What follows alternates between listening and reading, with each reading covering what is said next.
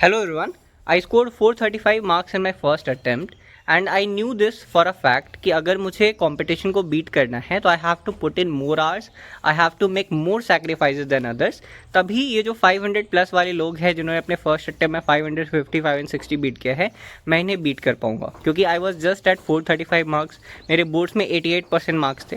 So I knew this कि I am a average student and I have to put in more hours, I have to make more sacrifices to beat the competition. So I decided to isolate myself. I went to Kota, joined Ellen, and for 1 year straight I studied 12 hours almost on a daily basis.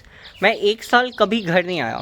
Diwali पे break होती है Elon में, लगभग 1 हफ्ते या 2 हफ्ते की होती है, आई डोंट रिमेंबर, बट मैं घर नहीं आया. I was still studying on Diwali night. मैं छठ पूजा मनाने के लिए घर नहीं आया, मैं होली मनाने के लिए घर नहीं आया. तो on almost every single festival for 1 year straight I was studying. ठीक है. तो when I say all this ना, people find it as toxic motivation. लक्ष्य, you are over exaggerating things. तुम लोगों को उल्टा demotivate कर दोगे because they are not able to put in this number of hours or this much effort. I want to say कि जब भी मैं कोई गाइडेंस देता हूँ, जब भी मैं कोई एडवाइस देता हूँ या जब भी मैं अपनी बात करता हूँ, तो मैं एक एवरेज या एक बिलो एवरेज स्टूडेंट के पर्सपेक्टिव से बात करता हूँ. If you are decently intelligent, maybe तुम 8 घंटे पढ़ के मेरे से बहुत अच्छी रैंक ले आए होगे, बट तुम मेरी सिचुएशन तो इमेजिन करो. मेरे ही क्लास में एटलीस्ट 15 बच्चे थे जो 500 प्लस थे, एटलीस्ट 25 बच्चे थे जो मेरे मार्क्स से बेटर मार्क्स था उनका. और मेरे टीचर ने आके बोल दिया था कि बेटा याद रखना, एक क्लास से ना मैक्सिमम से मैक्सिमम 10 बच्चों का सिलेक्शन या 15 बच्चों का सिलेक्शन होता है.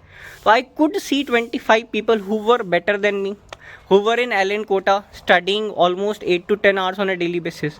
So I knew I have to put in more hours in order to beat them. ठीक है, this is as simple as that.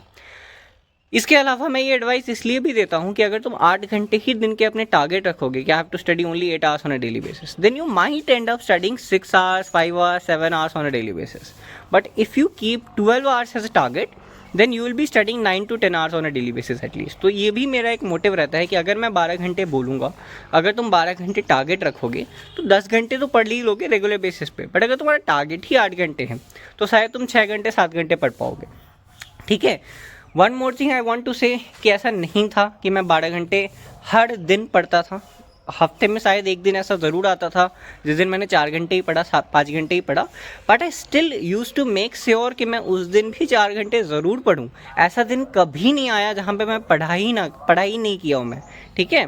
तो हो सकता है तुम्हारा एक बैड डे हफ्ते में 1 या 2 हफ्ते में एक आ रहा हो, it's not a problem. The problem is कि अगर तुम उस दिन 1 घंटे भी नहीं पढ़ रहे हो, 2 घंटे भी नहीं पढ़ रहे हो, अपने वर्स्ट से वर्स्ट डे पे भी तुम 1-3 घंटे का सेशन तो लगा ही सकते हो. हो सकता है तुमने पूरा दिन वेस्ट कर दिया, रात में 9 बजे से 12 बजे तक भी पढ़ लोगे तो वो डे तुम थोड़ा सा बचा लोगे. ठीक है. तो this is my 2 most important advice at this point of time, जब तुम्हारे नीट में 6 महीने बाकी हैं. Be over motivated. I know people might find it toxic, even I find it toxic, लेकिन अब जब 6 महीने बचे हैं, दिस टॉक्सिक मोटिवेशन वर्क्स. इसके अलावा one more thing, set 12 hours और इवन 14 hours एज टारगेट. उतना रोज़ पढ़ना ज़रूरी नहीं है. मैं तो बोलता हूँ कि अगर तुम 12 घंटे रोज़ पढ़ लेते हो तो 10 दिन में 1 दिन ब्रेक ले लो, उस दिन 5 घंटे ही पढ़ो ताकि तुम्हारा बर्नआउट होने से बच जाओ. ठीक है. क्योंकि ये भी तुम्हें देखना पड़ेगा कि 6 महीने अभी भी बहुत होते हैं, तो तुम्हें बर्नआउट नहीं होना कि तुमने 2 महीने पढ़ा और फिर पढ़ने का मन ही नहीं कर रहा. अगर तुम 12 घंटे या 10 घंटे रेगुलर पढ़ते हो, प्लीज़ 10 दिन में 1 दिन ब्रेक लो, उस दिन मूवी देख लो, इंडिया गॉट टैलेंट का एक शो देख लो, बट थोड़ा कम पढ़ो. आई एम नॉट सेइंग मत पढ़ना, उस दिन 5-6 घंटे ज़रूर पढ़ना. ठीक है. And one last thing that I want to say is कि फेस्टिव सीज़न है, enjoy the festivals but do not waste your whole day. अगर दिवाली है तो पूरे दिन की दिवाली नहीं है, एटलीस्ट एस्पिरेंट्स के लिए वो सिर्फ शाम की दिवाली है कि 6 से 10 तुमने दिवाली सेलिब्रेट किया, 10 बजे के बाद भी तुम पढ़ रहे हो और 6 बजे से पहले भी तुम पढ़ रहे थे. छठ पूजा है तो सुबह का फेस्टिवल है या एक दिन पहले शाम का फेस्टिवल है, वो पूरे दिन का फेस्टिवल नहीं है, एटलीस्ट तुम्हारे लिए नहीं है. You have to study. अगर सुबह में वो छठ पूजा का काम 7-8 बजे ख़त्म हो जाता है, 10 बजे घर आओ, पढ़ना स्टार्ट कर दो. अगर शाम में जाना है तो दिन भर पढ़ के जाओ. This is all I want to say, this is all I want to convey through my channel. Please be over motivated for at least 6 months and you will be able to crack this exam. वरना खुद सोच के देख लो, 25 लाख बच्चे हैं, कितने सारे बच्चे अपने क्लास टॉपर होंगे, कितने सारे स्कूल टॉपर होंगे, डिस्ट्रिक्ट टॉपर होंगे, स्टेट टॉपर होंगे.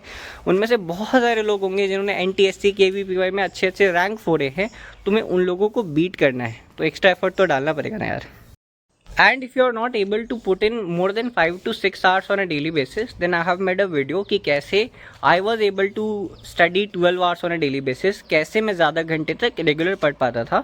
इसके ऊपर एक वीडियो है मेरे यूट्यूब चैनल पे, मैं उसका लिंक डिस्क्रिप्शन में डाल दूंगा, एक बार जाके देख लेना अगर तुम ज़्यादा देर तक नहीं पढ़ पा रहे। If you can study 8 to 10 hours on a daily basis, तो उस वीडियो की ज़रूरत नहीं है तुम्हें, ठीक है।